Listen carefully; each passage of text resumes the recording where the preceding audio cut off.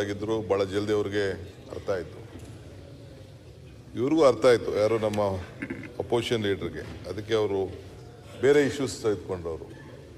I am very simple year. ನಾನು rural development, urban development ಭಾಳ ಅಧ್ಯಯನ ಮಾಡಿರೋನು. ಮೈಸೂರು ಯೂನಿವರ್ಸಿಟಿಲಿ MA ಪಾಸ್ ಮಾಡಿದಾಗ 47ನೇ ವರ್ಷದಲ್ಲಿ ನಾನು ಗ್ರ್ಯಾಜುಯೇಟ್ ಆದವನು. 47ನೇ ವರ್ಷದಲ್ಲಿ ಲೋಕಲ್ ಬಾಡೀಸಲ್ಲಿ ಆವತ್ತು ವರ್ಷ I got the highest marks in MA political science.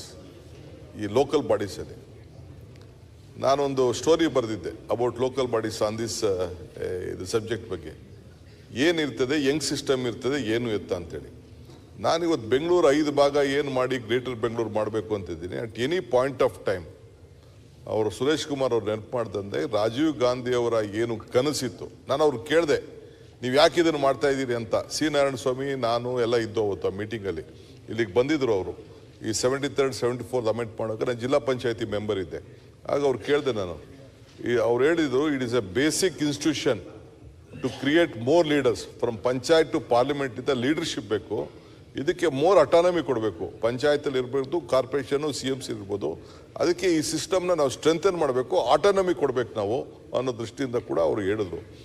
ಇಲ್ಲಿ ನಾವು ವಿ ಆರ್ ವೆರಿ ಕ್ಲಿಯರ್. ನಮ್ಮ ಪೊಲಿಟಿಕಲ್ ಪಾರ್ಟಿನೂ ಕೂಡ ಕಾಂಗ್ರೆಸ್ ಪಾರ್ಟಿ ಈ 73, 74ನೇ ತಿದ್ದುಪಡಿನ ಯಾವ ಕಾರಣಕ್ಕೂ ಟಚ್ ಮಾಡ್ಲಿಕ್ಕೆ ಬಿಡೋದಿಲ್ಲ. ನಿಮಗೆ ನೆನಪಿರಬೇಕು ಅಂತ ಕಾಣ್ತದೆ, ಹಿಂದೆ ನಾನು UD ಮಿನಿಸ್ಟರ್ ಆಗಿದ್ದಾಗ, ಗೋರ್ಪಡೆ ಅವರು ರೆವಿನ್ಯೂ ಮಿನಿಸ್ಟರ್ ಇದ್ದಾಗ ಬೇಲೂರು ಡಿಕ್ಲರೇಷನ್ ಅಂತ ಮಾಡ್ದೋ. ಬರೀ 5 ಲಕ್ಷ ರೂಪಾಯಿ ಆಯಿತು ಒಂದು ಪಂಚಾಯತಿಗೆ. ನಾವೆಲ್ಲ ಹೋಗಿ ಧಾರವಾಡಲ್ಲಿ ಬೇಲೂರು ಡಿಕ್ಲರೇಷನ್ ಮಾಡಿ, ಸೋನಿಯಾ ಗಾಂಧಿ ಅವರು ಆ ಸಂದರ್ಭದಲ್ಲಿ ಬಂದು 1 ಲಕ್ಷ ಇತ್ತು ಒಂದು ಪಂಚಾಯತಿಗೆ, JH ಪಟೇಲ್ ಇದ್ದಾಗ. ಆಮೇಲೆ 5 ಲಕ್ಷಕ್ಕೆ ಬಂತು SM ಕೃಷ್ಣ ಅವ್ರ ಕಾಲದಲ್ಲಿ. ಆಮೇಲೆ 27 ಇದನ್ನ ಡಿಪಾರ್ಟ್ಮೆಂಟ್ಗಳನ್ನ ನಾವು ಪಂಚಾಯತಿಗೆ ಸೇರಿಸಿ ವಿ ಗೇವ್ ಮೋರ್ ಅಥಾರಿಟಿ ಮಾಡ್ದು. ಅದಾದ್ಮೇಲೆ ನರೇಗಾ ಬಂತು, ಏನೇನೋ ಬಂತು, ಅದೆಲ್ಲ next point. I am trying to tell, ಇವತ್ತೇನು ಈ ಸಣ್ಣ ಅಮೆಂಡ್ಮೆಂಟ್ ತಂದಿದ್ದೀವಲ್ಲ, to strengthen the corporation, there should not be any confusion ಅಂತ ಅಷ್ಟೇ. ಈಗ ನೀವು ನಮಗೆ ಕ್ಲಿಯಾರಿಟಿ ಬೇಕು ಅಂತ ಹೇಳ್ತಾ ಇದ್ದೀರಿ. ಈಗ ನಮ್ಮ ಸತೀಶ್ ರೆಡ್ಡಿ ಹೇಳಿದ್ರು ನಮ್ಮ ಹಳ್ಳಿಗಳು ಸೇರಿಲ್ಲ, ನಮ್ಮ ಇವ್ರು ಹೇಳಿದ್ರು ನಮ್ಮ ಹಳ್ಳಿಗಳು ಸೇರಿಲ್ಲ ಅಂತ. ಎಸ್, ಹಳ್ಳಿ ಸೇರಿಸಿಲ್ಲ. ಯಾಕೆಂದರೆ ಈ ಹಳ್ಳಿ ಸೇರ್ಸೋಕೆ ಹೋದರೆ ತಿರ್ಗಾ ಅಬ್ಜೆಕ್ಷನ್ನು, ಆ ಪಂಚಾಯತಿ ಮೆಂಬರು ಕಾರ್ಪೊರೇಷನ್ ಮೆಂಬರ್ ಆಗೋಯ್ತಾನೆ. ನಾಳೆ ಬೆಳಗ್ಗೆ ಈ ಕಾರ್ಪೊರೇಷನ್ ಏನು ಎಲೆಕ್ಷನ್ ಇದೆ, ಎಲೆಕ್ಷನ್ನ ಮಾಡಿಬಿಡೋಣ. ಆಮೇಲೆ ಅವ್ರ ಟರ್ಮು ಕ್ಲೋಸ್ ಆಗ್ತದೆ, ಜನವರಿಗೂ ಟರ್ಮು ಮಾಡ್ತದೆ. ಆಗ ನಿಮ್ಮನ್ನೆಲ್ಲ ಕುಟ್ಟಿಸ್ಕೊಂಡು ಯಾವ್ಯಾವ ಏರಿಯಾ ಸೇರಿಸ್ಬೇಕು, will include it definitely. Bengaluru ನಗರಕ್ಕೆ ಈಗ ನಮಗೂ ಗೊತ್ತಿದೆ, Madevapura will have the highest collection. ಈಗ ಬೆಂಗಳೂರು ಸಿಟಿ ಒಳಗಡೆ ಕಲೆಕ್ಷನ್ ಇಲ್ಲ, ಈ ಕಡೆ ನಮ್ಮ ಸೌತ್ಗೆ ಕಲೆಕ್ಷನ್, ಇದರಲ್ಲಿ ನಿಮ್ಮ ಏರಿಯಾ ಈ ಕಡೆಗೆ ಇದೆಯಲ್ಲ ಕಲೆಕ್ಷನ್ ಇಲ್ಲ ಅಂತ ಗೊತ್ತಿದೆ. Government has to help. ಅಲ್ಲಿಂದ ಇಲ್ಲಿಗೆ ತರಕ್ಕಾಗಲ್ಲ, because again the 74th amendment will come in to existent. Government have to attend to it. So ಇದನ್ನೆಲ್ಲ ಭಾಳ ದೀರ್ಘವಾಗಿ ಆಲೋಚನೆ ಮಾಡಿದ್ದೀವಿ. ಬೇಕಾದ್ರೆ ನೀವು ಹೇಳಿ ವಾಪಸ್ ತಗೊಳ್ಳಿ ಅಂದರೆ I am ready to take it out. ಇವತ್ತೇನಾದ್ರು ತೆಗೆದುಕೊಂಡು ಬಂದಿದ್ದೀನಿ ಅಂದರೆ ಕಾರ್ಪೊರೇಷನ್ ಒಳ್ಳೇದಕ್ಕೋಸ್ಕರ. If you are not interested, I am ready to take it out. There is nothing. ನಾಳೆ ಕ್ಲಾರಿಟಿ ಇರಬಾರ್ದು, ನಾಳೆ ಬೆಳಗ್ಗೆ ನಾವು ಇಲ್ಲದೆ ಹೋದಾಗ ಇದನ್ನು ಮಿಸ್ಯೂಸ್ ಮಾಡಬಾರ್ದು ಅಂತೇಳಿ ಯಾವುದೇ ಸರ್ಕಾರ ಅಧಿಕಾರ. ಯಾಕೆಂದರೆ ಕಾರ್ಪೊರೇಷನ್ ಒಂದು ಅಧಿಕಾರದಲ್ಲಿ ಇರ್ತದೆ, ಸರ್ಕಾರ ಒಂದು ಅಧಿಕಾರದಲ್ಲಿ ಇರ್ತದೆ. ಅದಕ್ಕೆ ಸರ್ಕಾರದವರು ಆ ಕಾರ್ಪೊರೇಷನ್ ಮೇಲೆ ಇಟ್ಕೊಳ್ಬಾರ್ದು ಅನ್ನೋದು ನಮ್ಮ ಉದ್ದೇಶ. C, this is A system. ತಮಗೆ ಗೊತ್ತಿಲ್ಲ, ನೀವು ಒಬ್ಬ ಕಾರ್ಪೊರೇಟರ್ ಆಗಿ ಬಂದಿರೋರು, ಮಿಸ್ಟರ್ ಸುರೇಶ್ ಕುಮಾರ್. ಕಾರ್ಪೊರೇಷನ್ ಆಗಿ ನೀವು ಬಂದಿದ್ದೀರಿ, ನೀವು ಭಾಳ ಜನ ಇಲ್ಲೆಲ್ಲ ಬಂದಿದ್ದೀರಿ ಕಾರ್ಪೊರೇಷನ್ ಆಗಿ. ರಾಮಲಿಂಗಾರೆಡ್ಡಿ ಅವರೆಲ್ಲ ಬಂದವ್ರೆ. Jawaharlal Nehru was a first president of Allahabad. Rajagopalachari, Sardar Patel, Netaji Subhash Bose, commissioner of Calcutta, Rajagopalachari. Kengal Hanumanthaiah was the president year. ಇದು ಮುನ್ಸಿಪಲ್ ಕಾರ್ಪೊರೇಷನ್ ಅಧ್ಯಕ್ಷರಿದ್ರು ಕೆಂಗಲ್ ಹನುಮಂತಯ್ಯನವರು. ಹಿಂಗೆ there is a big history. Stalin ಅವರು ಈಗ ಚೀಫ್ ಮಿನಿಸ್ಟರ್ ಇದಾರಲ್ಲ, ಈ was the mayor of corporation, ನಮ್ಮ ಚೆನ್ನೈ ಕಾರ್ಪೊರೇಷನ್. ಸೊ ಭಾಳ ನಾಯಕರುಗಳು ಈ ದೇಶದಲ್ಲಿ ಬೆಳೆದಿದ್ದಾರೆ. ನಮ್ಮ BD ಜತ್ತಿಯವರು ಪಂಚಾಯತಿ ಚೇರ್ಮನ್ ಆಗಿದ್ರು, ವಿಲಾಸರಾವ್ ದೇಶಮುಖ್ ಪಂಚಾಯತಿ ಚೇರ್ಮನ್ ಆಗಿದ್ರು. ಈಗ anyone in this system can become anything ನಾವು. ಆ ಸಿಸ್ಟಮ್ ಬಂದಿದೆ. ಸೊ ಅದಕ್ಕೆ ರಾಮಮೂರ್ತಿ ಯಾಕೆ ಲೇಟ್ ಆಯ್ತು? ಒಂದ್ ನಿಮಿಷ ಐ ವಿಲ್ ನಾಟ್ ಇಲ್ಲ. ಆಮೇಲೆ ಒಂದ್ ನಿಮಿಷ ಬಂದ್ರೆ ಹೇಗೆ ಅಧ್ಯಕ್ಷರೇ, ಟು ಗಿವ್ ಮೋರ್ ಕ್ಲಾರಿಟಿ ಬೇಕಾದ್ರೆ ಒಂದಿನ ಡಿಸ್ಕಷನ್ ತಗೊಳ್ಳಿ. ಬಿಕಾಸ್ ಬೆಂಗಳೂರನ್ನ ಸರಿಯಾಗಿ ಶೇಪ್ ಮಾಡಬೇಕು. ನಮ್ಗಿನ್ನ ಅವ್ರಿಗೆ ಅನುಭವ ಜಾಸ್ತಿ ಇದೆ, ನಾನಿಲ್ಲ ಅಂತ ಹೇಳೋದಿಲ್ಲ. ಐ ಆಮ್ ರೆಡಿ ಟು ಏನ್ ಬೇಕಾದ್ರೆ ಅವ್ರು ಹೇಳಿದ್ದ ಕೇಳಕ್ಕೂ ಇದ್ದೀನಿ, ತಪ್ಪಾದಿದ್ರೆ ತಿದ್ದುಪಡಿ ತರಕ್ಕೂ ರೆಡಿ ಇದ್ದೀನಿ ನಾನು. I don't want to hide anything. That is why house committee ಮಾಡಿದೆ. ಡೋಂಟ್ ವರಿ, ನಿನಗೂ ಮಾತಾಡೋಕೆ ಅವಕಾಶ ಕೊಡೋಣ. ಮಿಸ್ಟರ್ ಮುನಿರತ್ನ, ಯಾಕೆಂದ್ರೆ ನಾವೇ ತಯಾರು ಮಾಡಿದ್ವಿ ನಿನ್ನ. ಡೋಂಟ್ ವರಿ, ನಿನ್ನ ಮಾತು ಕೇಳ್ತೀವಿ. ಮರ್ತೋಗ್ಬಿಟ್ಟಿದ್ದೀನಿ ಈಗ ನಾನು, ಯಾಕೆಂದ್ರೆ ಎಲ್ಲೆಲ್ಲೋ ಓಡಾಡ್ತಾ ಇದೆಯಲ್ಲ ನೀನು, ಭಾಳ ಇನ್ವೆಸ್ಟಿಗೇಷನ್ ಕೇಸಸ್ಗೆ ಹೋಗ್ತಾ ಇದೆಯಲ್ಲ ನೀನು. ಅದಕ್ಕೆ ಪಾಪ ಇನ್ನು ನಿಂದು ಇನ್ವೆಸ್ಟಿಗೇಷನ್ ಇನ್ನು ನಾವು ಮಾಡಬೇಕಾಗಿದ್ದೆಲ್ಲ, ಅದಕ್ಕೆ ಮರ್ತು ಬಿಟ್ಟಿದ್ದೀನಿ ನಾನು. ನನ್ನ ಇನ್ವೆಸ್ಟಿಗೇಷನ್ ಅವ್ರ ಸಿಬಿಐ ಕೊಟ್ಬಿಡಿ. ದೊಡ್ಡ ಸಮಸ್ಯೆ ಇದ್ರೆ ಅದಕ್ಕೆ ಕೊಡಿ. ಬರುವುದೇ ಲೇಟ್, ಸಣ್ಣ ಡೈವರ್ಟ್. ನಾವೆಂತ ಹೋಗ್ತೀವಿ ನಾವು, ಮತ್ತೆ ಇಲ್ಲಿ ದೊಡ್ಡ ಮಟ್ಟದಲ್ಲಿ ಇರಲಿ. ರಿಪ್ಲೈ ಮಾಡಿ ಸಚಿವ, ರಿಪ್ಲೈ ಮಾಡಿ.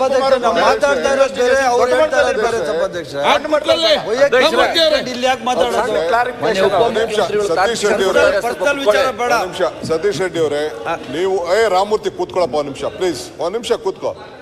ಆಯ್ತು, ಆಮೇಲೆ ಸ್ವಲ್ಪ ಇರು ಒಂದ್ ನಿಮಿಷ. ಅಲ್ಲ, ಏನು ಕ್ಲಾರಿಫಿಕೇಶನ್ ಕೇಳಿಬಿಟ್ಟು ಇಲ್ಲ, ಕೂತ್ಕೊಳ್ಳಿ ಒಂದ್ ನಿಮಿಷ ಪ್ಲೀಸ್. ಈಗ ಸತೀಶ್ ರೆಡ್ಡಿ ಅವರು ಇವ್ರು ಹೇಳಿದ್ರು, ಯಾರು Somashekhar, that is a valid point.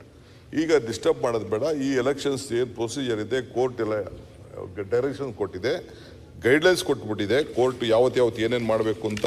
ನಮ್ಗೆ ಈಗಾಗಲೇ ನಾವು ಕೂಡ 18ನೇ ತಾರೀಕು, 18 ಆಗೋಯ್ತಾ, 18/8/22 last date of objections, 25/8 finalisation of governor ಕಳ್ಸೋಕ್ಕೆ, 2/9 ಫೈನಲ್ ನೋಟಿಫಿಕೇಶನ್ ಆಗ್ತದೆ.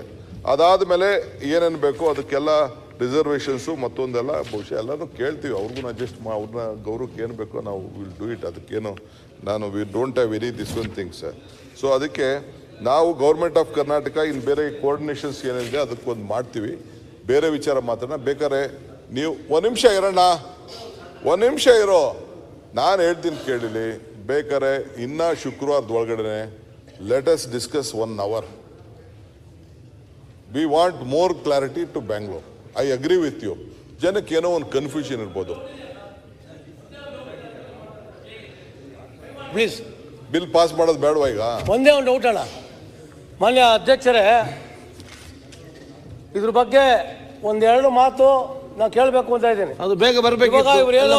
ಬಂದು ಈಗ ಮಾತಂತ ಇಲ್ಲ, ಇವಾಗ 5 ನಗರ ಪಾಲಿಕೆಯನ್ನು ಏನು ವ್ಯಾಪ್ತಿಯಲ್ಲಿ ಮಾಡಿದ್ದಾರೆ, ಈ ಪಾಲಿಕೆಯ ವಿಭಜನೆ ಏನು ಮಾಡಿದ್ದಾರೆ, ಜನಸಂಖ್ಯೆಯ ಅಸಮತೋಲನ ಮಾಡಿದ್ದಾರೆ. ಅದು ಮಾತಾಡಿದ್ರು. ಬೆಂಗಳೂರು ಉದಾಹರಣೆ ಹೇಳ್ತೀನಿ.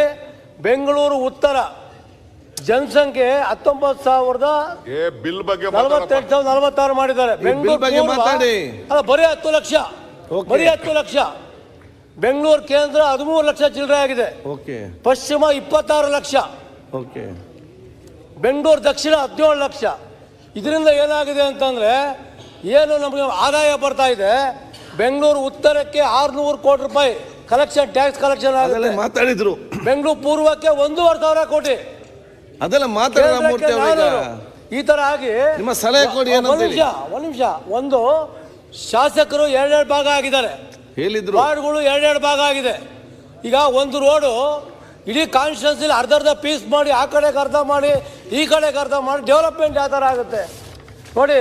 ಬೆಂಗಳೂರು ಉತ್ತರಕ್ಕೆ 7 ಶಾಸಕರಿದ್ದಾರೆ. ಬೆಂಗಳೂರು ಉತ್ತರ 7 ಶಾಸಕರು, ಪೂರ್ವಕ್ಕೆ 2 ಶಾಸಕರು, ಮಹದೇವಪುರ ಮತ್ತೆ 2 ಶಾಸಕರಿದ್ದಾರೆ.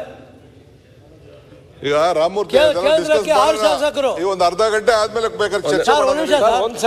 ದೃಷ್ಟಿಯಿಂದ ಇದು ಆರ್ಥಿಕ ಅಸಮತೋಲನ ಆಗಿದೆ.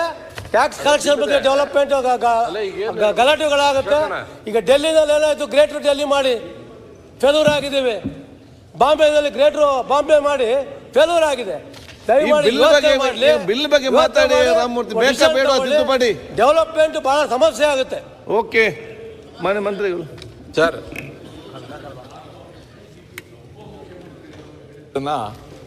One thing I disagree. ನೀವು ಹೇಳಿದ್ರಿ 47ನೇ ವಯಸ್ಸಲ್ಲಿ ಪೊಲಿಟಿಕಲ್ ಸೈನ್ಸಲ್ಲಿ ಹೈಯೆಸ್ಟ್ ಮಾರ್ಕ್ಸ್ ತೊಗೊಂಡೆ ಅಂತ. ಅದೆಷ್ಟು ಮಾರ್ಕ್ಸು ಅಂತ ಗೊತ್ತಿಲ್ಲ.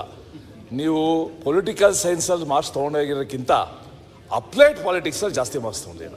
ಓಕೆ, ಅಪ್ಲೈಡ್ ಪಾಲಿಟಿಕ್ಸಲ್ಲಿ 100ಕ್ಕೆ 200 ತೊಗೊಂಡಿದ್ದೀರ. ಅದರಲ್ಲಿ ಒಂದು 67-70 ತೊಗೊಂಡಿರ್ಬೋದು. ಆಯ್ತು, ಈಗ ಬಿಲ್ ಬಗ್ಗೆ ಪೊಲಿಟಿಕಲ್ ಸೈನ್ಸ್ ಅಂದ್ರೆ ಬರೀ ಒಂದು ಮುನ್ರತ್ನ ಪ್ಲೀಸ್. ಅಣ್ಣ. ಸತೀಶ್ ಆಯ್ತು, ಟೈಮ್ ಆಯ್ತು. ಇಲ್ಲ ಒಂದೇ ಸೆಕೆಂಡ್, ನಾನೇನ್ ಜಾಸ್ತಿ ಏನ್ ಪೊಲಿಟಿಕಲ್ ಮಾತಾಡೋದು. ಸೈನ್ಸ್ ಅಂದ್ರೆ only on the local bodies, not on the entire political science. ಬರೀ ಲೋಕಲ್ ಬಾಡಿ ಸಬ್ಜೆಕ್ಟ್ ಇತ್ತಲ್ಲ ಅಲ್ಲಿ. ಆಗೀಗ ಅದು ಅಧ್ಯಕ್ಷೆ, ದಿಸ್ ಬಿಲ್ ಕ್ಲಾರಿಟಿಗೋಸ್ಕರ ಏನ್ ಹೇಳಿ ಕಲೆಕ್ಷನ್ ಆಮೇಲೆ ಮಾತಾಡೋಣ. ಈ ಬಿಲ್ಗಲ್ಲ, ಹೇಳ್ತಾ ಇರೋದು. time, ಮುಂದೆ ಸರ್, ಈಗ ಬೇರೆ ನಿಮ್ಗೂ time ವಿಷಯಗಳೆಲ್ಲ ಕೊಡ್ತೀನಿ. ಇದಾವೆ ಸರ್. ಈಗ ಬಗ್ಗೆ ವಿರೋಧ ಅಂತ ಮಾತಾಡ್ತಾ ಇಲ್ಲ. ಒಂದ್ 2 ನಿಮಿಷ ನನ್ಗೆ ಹೌದು, ನೀವು ಮಂತ್ರಿಗಳು ಮಾತ್ರ ಮುಂಚೆ ಬರ್ಬೇಕಿತ್ತಲ್ಲ, ಯಾಕೆ ಲೇಟ್ ಆಗಿ ಬಂದಿರಲಿಲ್ಲ? ಸರ್ ಕಾಲಿಗಟೇಷನ್ ಸರ್ ಈಗ ಸರ್ ಈಗ ಇನ್ನೊಂದು ಕಾಲಿಗಟೇಷನ್ ಹಾಕಿ ನಮ್ದು ಇನ್ನು ಇಷ್ಟೊತ್ತು ಮಾತಾಡಿದಾಗ ಬೇರೆ ವಿಷಯಗಳೆಲ್ಲ ಬಂತಲ್ಲ, ಅವೆಲ್ಲನೂ ಕೂಡ ಒಂದೇ ಸರಿ ಅಮೆಂಡ್ಮೆಂಟ್ ತರ್ಬೋದಿತ್ತಲ್ಲ ಅಣ್ಣ, ಒಂದು ಚರ್ಚೆ ಮಾಡಿ ತಗೊಬನ್ನಿ, ಅದು ಯಾವ್ದಾದ್ರು ಬೇಕೋ ತಗೊಬನ್ನಿ.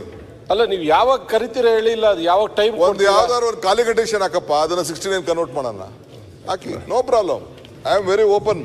ಅದ್ರಲ್ಲಿ ಹೇಳ್ತೀನಿ ಕೇಳಿದೆ, ಬೆಂಗಳೂರು, ನಾನು ಈ ಬೆಂಗಳೂರು ಭವಿಷ್ಯದ ಬಗ್ಗೆ ರಾಜಕಾರಣ ಮಾಡಕ್ ನನ್ಗೆ ಇಷ್ಟ ಇಲ್ಲ, ರಾಜಕಾರಣ ಮಾಡುವುದಿಲ್ಲ.